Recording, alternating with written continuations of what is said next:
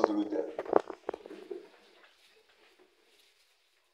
Alléluia, alléluia, alléluia, alléluia, alléluia, alléluia, alléluia.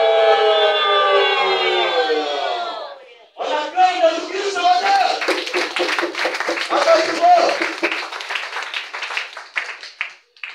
Que la paix de Dieu soit avec nous. Amen. Nous n'allons pas être trop longs ce matin. Nous sommes dimanche 23 mars 2025. Et ce matin, nous avons un programme de culte. Nous avons ce matin notre maître d'hôtel qui est ce matin le chargé Zagré, chargé de ce que je voulais que vous acclamiez très fort ce matin. Notre chargé, Papa Julien, chef de région par l'intérim, que je voulais que vous acclamiez très fort à l'hôtel.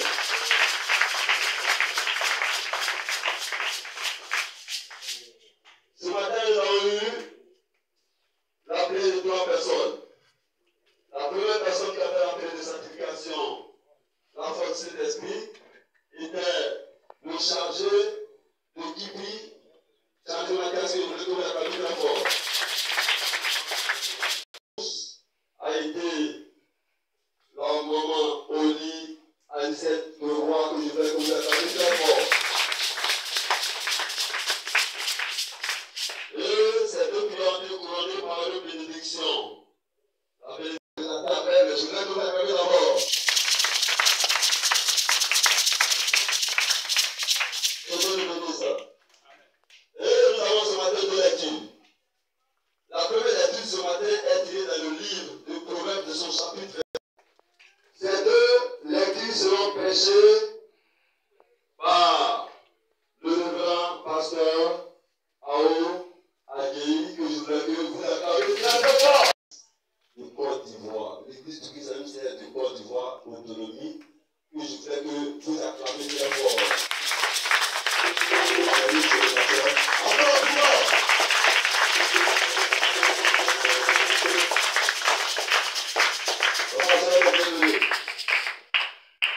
Et ce matin, nous avons le révérend suprême, Kofi Nkeson Shadrach, adjoint spirituel de feu, révérend pasteur Jean-Ferrat Namou, petit mot que je vais connaître.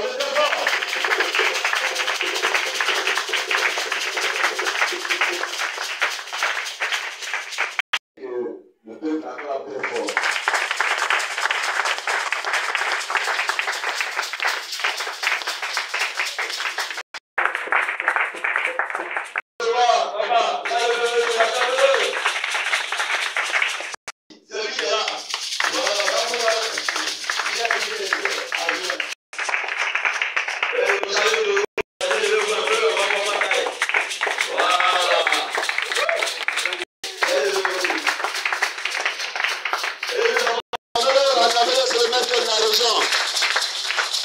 Il est venu ce matin avec des maîtres de cœur de différentes paroisses.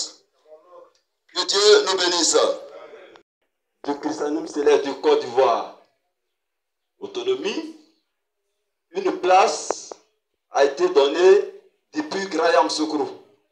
Et quand ils étaient partis, ils sont venus, ils nous ont fait tous le point. Et pour bâtir cette place, qu'est-ce qu'il faut entreprendre? On demande à toutes les paroisses. La première quête spéciale du premier dimanche du mois est réservée pour bâtir ces lieux de culte. Que Dieu nous bénisse. Ce message est un message de tous les présidents des paroisses, tous les chargés des paroisses de la région de la Nawa. Que Dieu nous bénisse. Amen. Le 30 mars 2025, tout le monde a ce qu'on se voit pour l'achat du terrain de la paroisse de Sokozoa. C'est prévu dimanche le 30, dimanche prochain. Nous avons ce matin la présence même du chargé et du maître de chœur. Donc, ils sont venus ce matin pour nous rappeler que ce que nous avons est présent. Que Dieu nous bénisse. Amen. Et du 6 avril 2025, nous avons un déplacement sur Zoukzoa. Nous allons partir visiter le chef de la région de la Nawa. Lui qui était malade. Et nous sommes partis ensemble. Nous avons demandé à Dieu de lui guérir. Maintenant, nous savons que ça va un peu chez lui. Et nous allons partir lui rendre visite. C'est prévu pour le 6 avril 2025. Donc, toi et moi, ce matin, nous sommes convoqués à être là-bas. On s'apprête. Que Dieu nous bénisse. Amen. Le 11. Là, c'est une nouvelle où tout le monde, même les petits-enfants, ils sont assis là. Ils doivent bien écouter.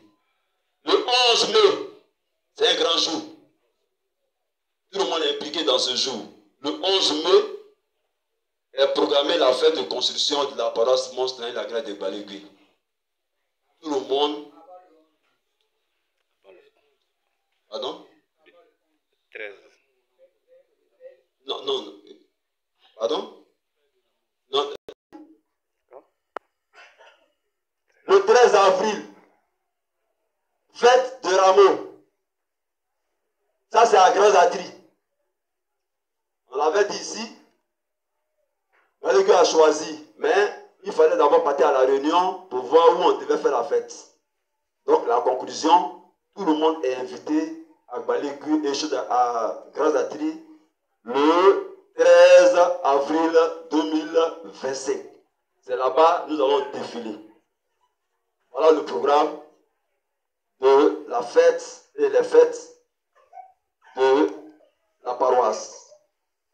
Et pour finir, nous avons eu la semaine passée, comme devancier de permanence, le Théodore Zouzoua Fabrice.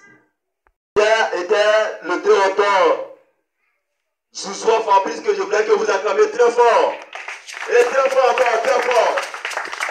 Ouais, mon frère, lève ta main. Voilà, c'est bien, c'est bien, c'est bien, c'est bien.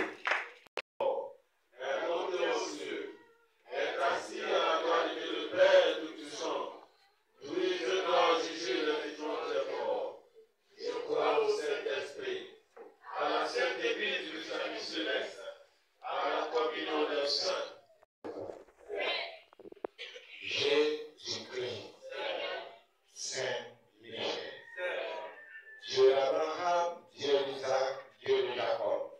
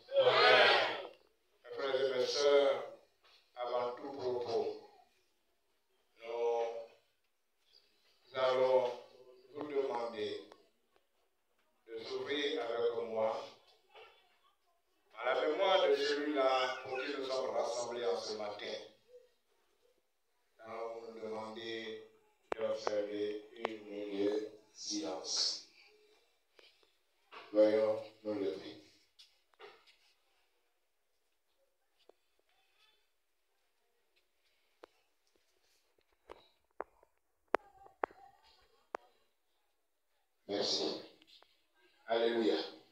Alléluia. Alléluia. Alléluia. Alléluia. Alléluia.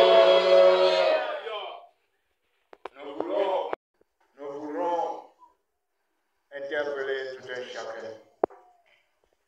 Parce que en partant, il a laissé. Oui, il n'est pas parti avec l'Église. Il n'est pas parti avec le diocèse. Il vous l'a laissé entre vos mains. Que ça ne soit pas une sourde dispute. Quant à l'organisation de ce diocèse, parce qu'il nous est cher au cœur, parce qu'il fait partie intégrante de l'Église du christianisme de Côte d'Ivoire aujourd'hui. Et nous voulons que Dieu vous assistant, que sa suite soit véritablement relevée dans la paix, dans la compréhension et dans l'amour. Que la paix du Seigneur soit avec nous tous. Amen. Mes chers frères et sœurs, ce matin, nous avons entendu donc des textes. Le premier dans le livre des Proverbes. Oui, les Proverbes, qu'est-ce que c'est? Ce sont des termes de sagesse, qui sont des vertus indispensables pour une bonne vie.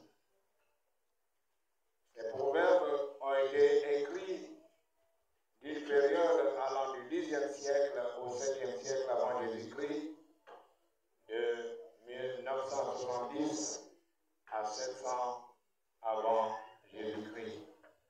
Et l'auteur principal, sinon les auteurs, sont principalement Salomon, le roi Salomon qui les a écrits, inspirés bien entendu par l'Esprit de Dieu.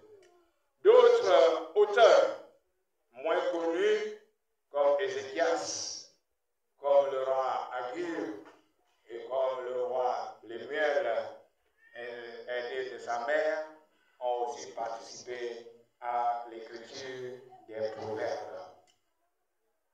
En Israël, dans l'Ancien Testament, il y avait 3 groupes d'hommes, 3 catégories d'hommes. Il y avait un côté ceux-là qui sont chargés du sacerdoce.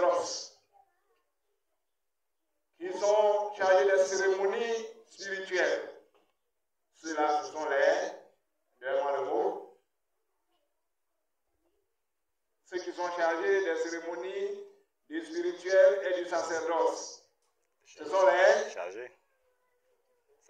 Sacrificateurs. Les sacrificateurs. Alléluia. Donc il y avait le groupe des sacrificateurs.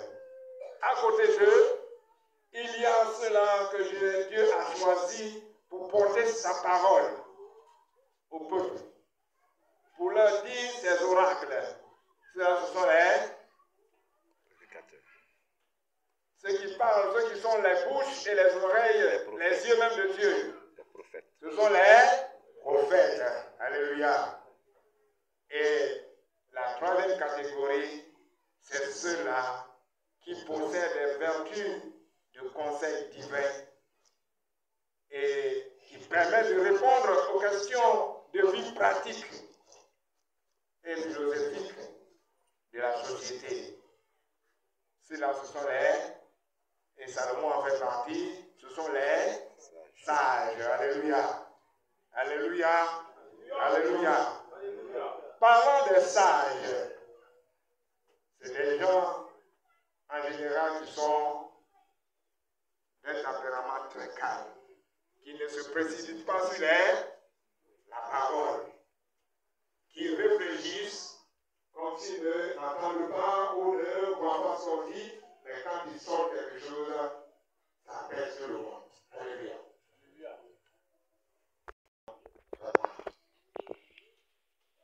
Ne fait-il pas partie de cette catégorie-là?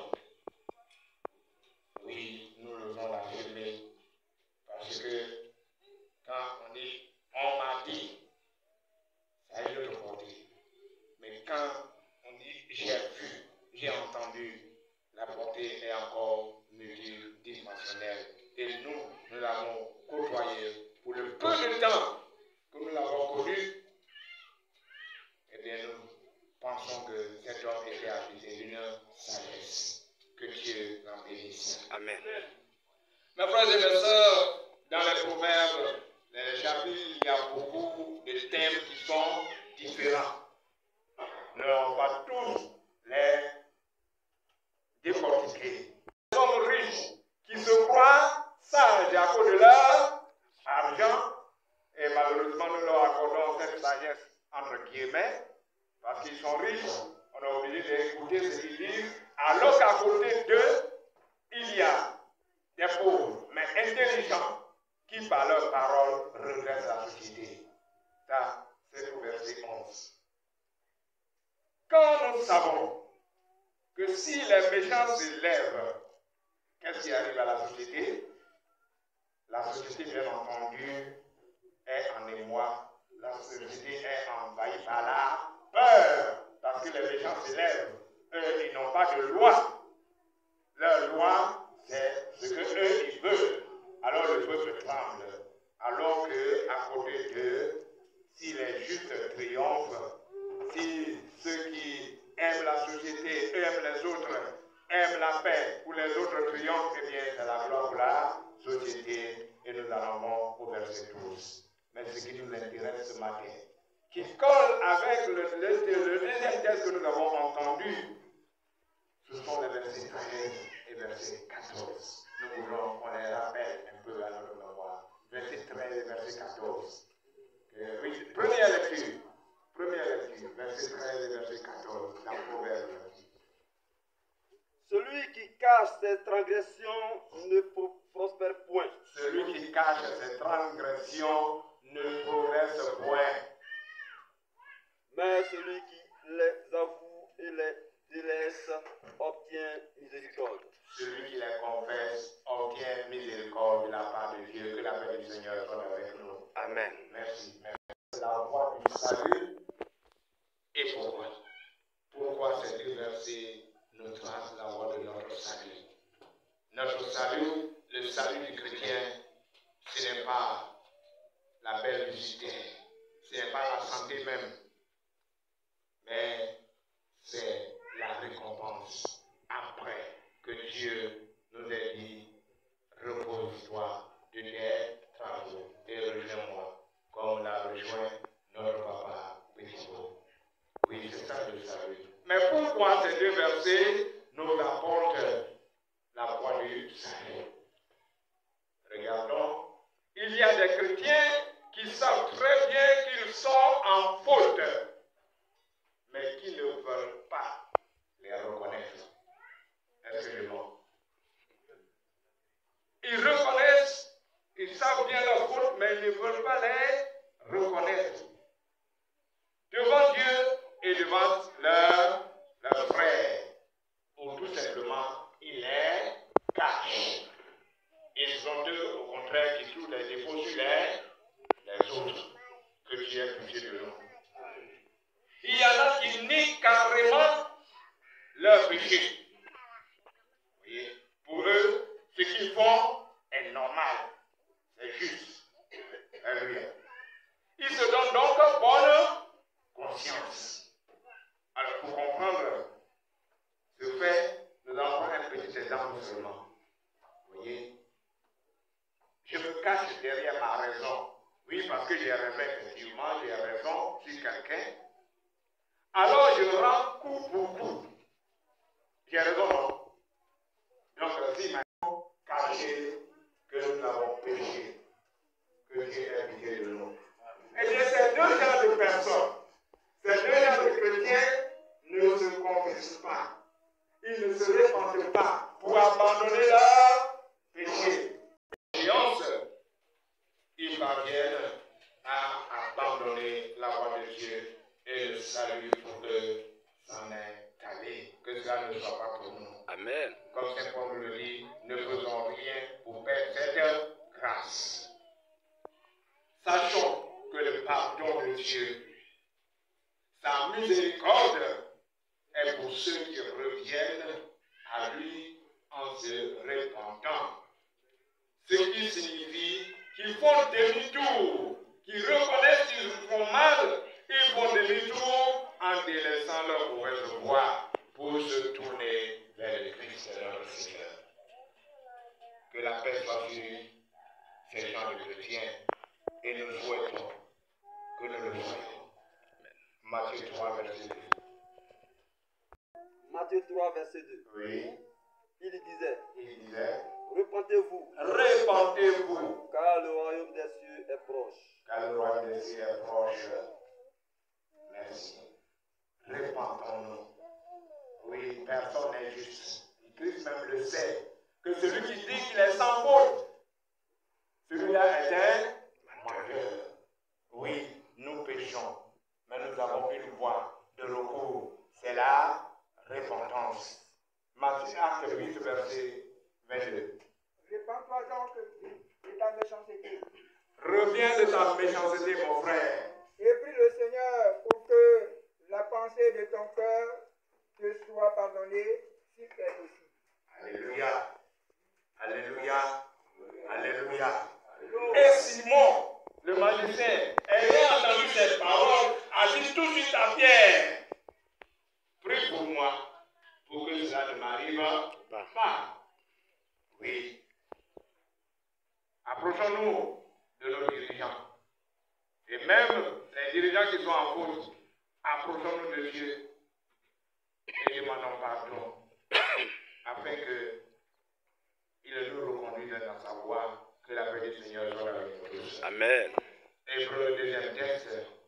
Hébreu, ce passage est difficile pour les historiens parce qu'ils n'arrivent pas à comprendre, à saisir ou à découvrir qui a écrit la lettre aux Hébreux. C'était les attributs à Paul, mais véritablement l'auteur est inconnu. Mais le thème qu'il traite, c'est la meilleure alliance avec Dieu.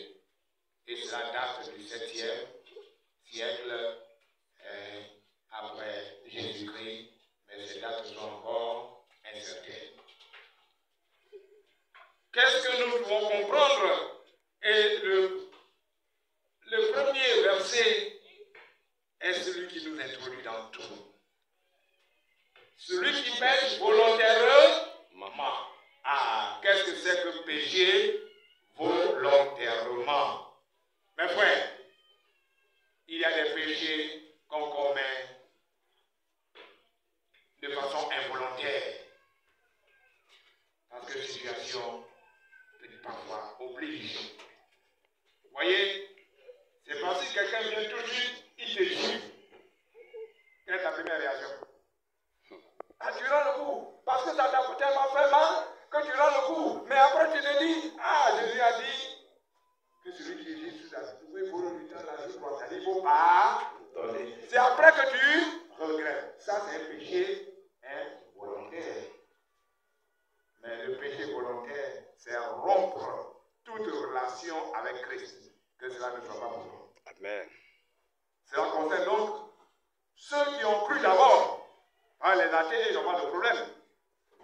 Mais nous qui avons cru, qui avons été baptisés, pour certains même points, pour d'autres même qui ont des responsabilités, eh bien, pécher volontairement, c'est rompre avec le Christ en faisant autre chose que le Christ nous enseigne. Et c'est ce qu'on appelle l'apostasie.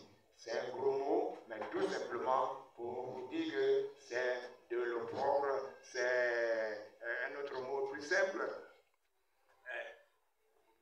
Abomination. C'est le mot que merci de me l'avoir prêté. C'est l'abomination.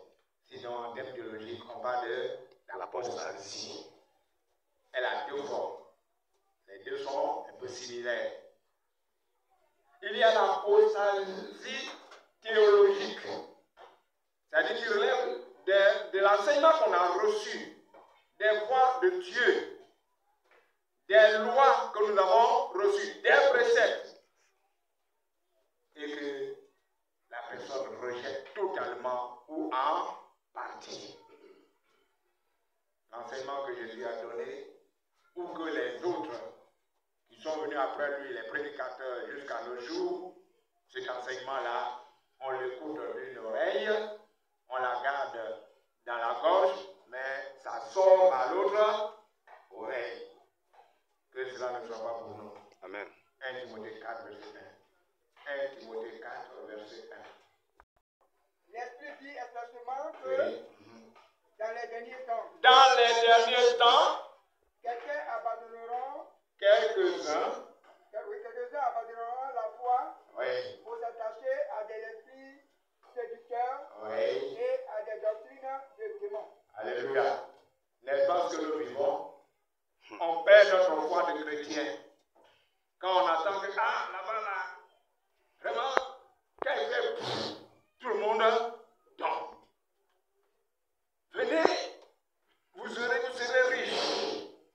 Venez, vous aurez le mariage. Est-ce que Jésus est mort pour notre mariage? C'est pour ça que Jésus est mort? Jésus est mort pour que nous soyons riches? Non. Jésus n'est pas mort pour cela. Jésus est mort pour que nous puissions avoir la route du ciel. 2 Timothée 4, verset 3. Alléluia. 2 Timothée 4 maintenant, le verset 3. Car Il viendra un temps où les hommes ne supporteront pas la sainte doctrine. ah, quand on va dire les vérités, ils ne vont pas supporter ça. Quand on nous dit les vérités aujourd'hui, ah, votre église, c'est pas moi-même. Hein? Alors que les autres prospèrent, on voit, et puis tu nous dis, non, vas-y, continue. Mais, Ayant la démanaison d'attendre des choses agréables, ah, on veut entendre des choses agréables. Venez, vous aurez votre bonheur. Venez, vous aurez votre voyage. Venez, vous aurez votre mari. Alléluia. ils se donneront une foule de docteurs selon leurs propres désirs. Et ça nous conduit, nous-mêmes, les dirigeants, nous-mêmes qui sommes à la tête, de commettre ce qu'ils ne vont pas faire. Puisqu'on va chez les autres, à cause de tous ces miracles qu'on voit, à cause du bonheur qu'on recherche, pourquoi ne pas faire pour que moi aussi les gens viennent chez moi pour que je puisse en profiter? Alors je vais lier des alliances avec des divinités terrestres, des divinités sataniques, pour que moi aussi, si je dis tout le monde tombe. pour que si je parle, je prie, le malade guérisse, le boiteux marche. Mais retourner 2 mois, 3 mois avant, aller voir des boiteux, aller voir des malades, il retombe encore dans la pire situation que cela ne soit pas pour nous. Amen. Soyons dans notre direction du Christ. Oui, c'est ça, l'apostasie théologique. Il y a maintenant l'apostasie morale, l'opprobre moral. Eh bien, c'est quoi? C'est le chrétien qui dit Jésus, on coupe banane en même temps. Aucun enseignement n'est plus admis. Et alors, ils redeviennent esclaves du péché et de l'immoralité. Mes frères et mes sœurs, si des responsables, je vais passer par eux, des responsables ecclésiastiques, des responsables spirituels, font des mariages entre hommes et hommes. Vous voyez bien, est-ce qu'ils collent avec la Bible? Est-ce qu'ils collent avec l'enseignement de Dieu? Si la société aujourd'hui, parce qu'on dit c'est moral, et on met ça au compte de la liberté d'expression. Et la liberté d'expression chez les hommes, c'est la démocratie. Je dis ce que je veux, je fais ce que je veux. Et on doit laisser les gens faire ce qu'ils veulent. Oui, des lois sortent. Et les femmes peuvent se marier maintenant aux femmes. Des lois sortent. Et des hommes peuvent maintenant se marier aux hommes. Et devant les responsables spirituels. Abomination. Mais ce qui m'écoeure dans ça, c'est que après s'être mariés, au lieu de se contenter de cette situation qui leur plaise, ils vont adopter les enfants des autres. Mais tu ne vas pas faire enfant. Et puis tu vas aller adopter enfant de l'autre. Mais lui, il a fait comment pour avoir ses enfants? Mais parce que le diable a pris le monde. Le diable nous a pris. Et si nous ne faisons pas attention, nous allons perdre notre foi. Alléluia. Alléluia. Nous allons perdre notre foi. Parce que la morale s'en est allée. Et aujourd'hui, cela fait que de telle sorte que nos enfants nous dominent. Alléluia. Nos enfants nous contrôlent. Oui, quand la loi de Dieu dit, une fois que ton enfant va dans la dérive, il faut le corriger. La verge, c'est quoi? La verge, c'est quoi? Chicote. C'est chicote. Pour le chicoter, il va pas mourir. Et il sait que c'est parce qu'il a commis ça qu'il a été puni. Mais malheureux pour les enseignants d'aujourd'hui. Et les parents, ils sont pour quelque chose. Moi, en haut, j'étais enseignant. Et ce qui se passe aujourd'hui, si ça venait aujourd'hui, peut-être que j'allais rendre des missions. Je suis en classe en train d'enseigner, et puis un enfant a le droit de dormir. Pourquoi je vais le réveiller? Je veux quel est le résultat? Je suis en train d'enseigner, et un enfant s'amuse à chanter, on dit, il faut laisser l'enfant faire ce qu'il veut. Et on veut quel est le résultat? Négatif. Ce que les dirigeants disent, il faut respecter Le droit de l'enfant. le droit de l'enfant. Le droit de l'enfant. Et quand ça arrive là, j'ai des démangeaisons. Voyez, une petite fille, ce n'est pas envie, c'est à l'année, jardin, deuxième section. 4 ans. On dit droit des enfants. Est-ce qu'on a enseigné à l'école? Droit des enfants. Elle arrive à la maison, elle décolle. Sa maman veut la frapper. Ah, maman, tu ne peux plus me frapper, hein? Il y a droit des enfants. Vous voyez bien le danger. Et ça, c'est le diable qui renverse la Bible pour nous nous emmener dans cette direction-là. À 4 ans déjà, tu parles, mais quand elle va grandir alors, elle va dire, maman, couche-toi. Et puis laisse-moi me coucher avec papa. C'est mon droit. Puisqu'aujourd'hui, on dit que les enfants, le père veut se marier à son enfant. Voilà. C'est bien que nous sommes en danger. Alléluia. Notre ciel est en train de se fermer.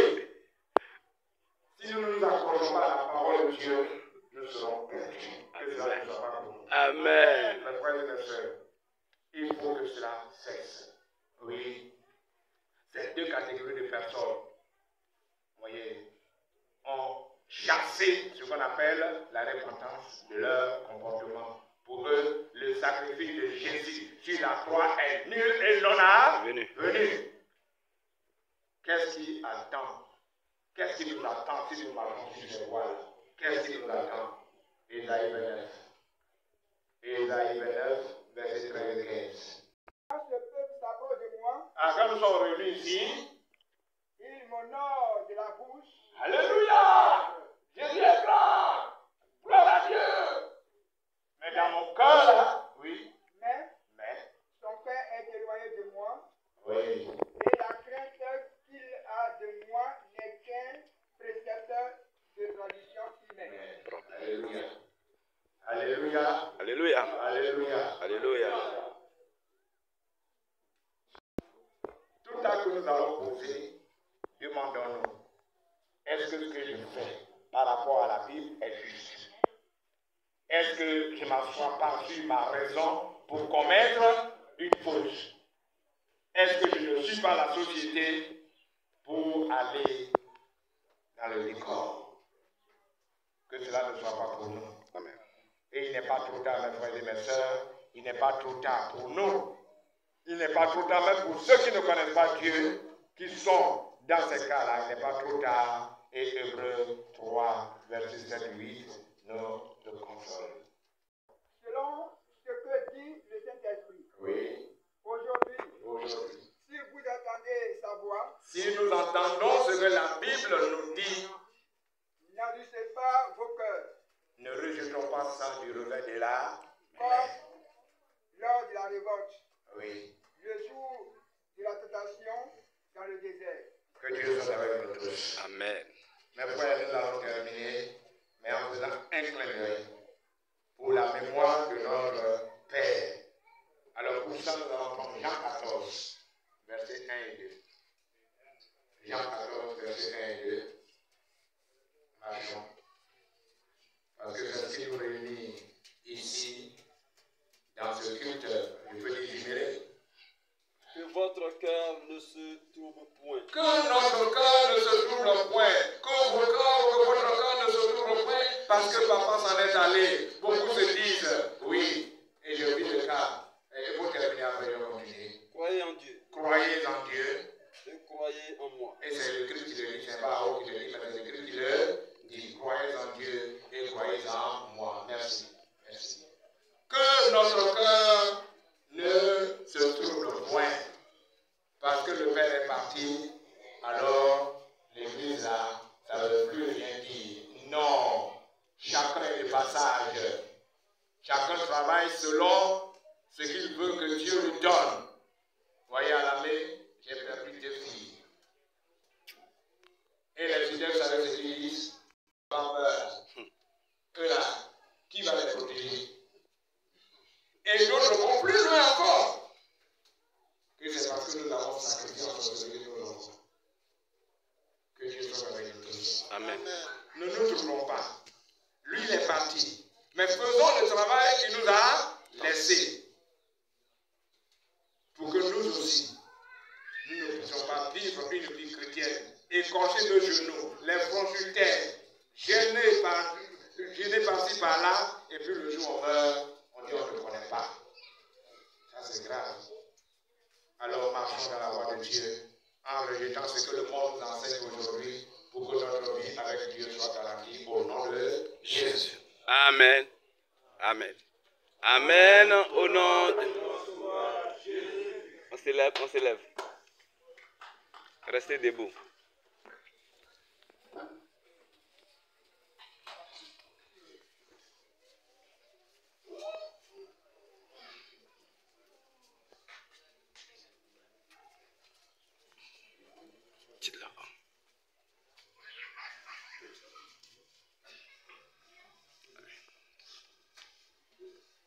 Autre méditation sur la prédication. Grand Maître Sauveur, Jésus-Christ, Saint-Michel Archange, éternel Dieu, notre Dieu. Amen. Amen.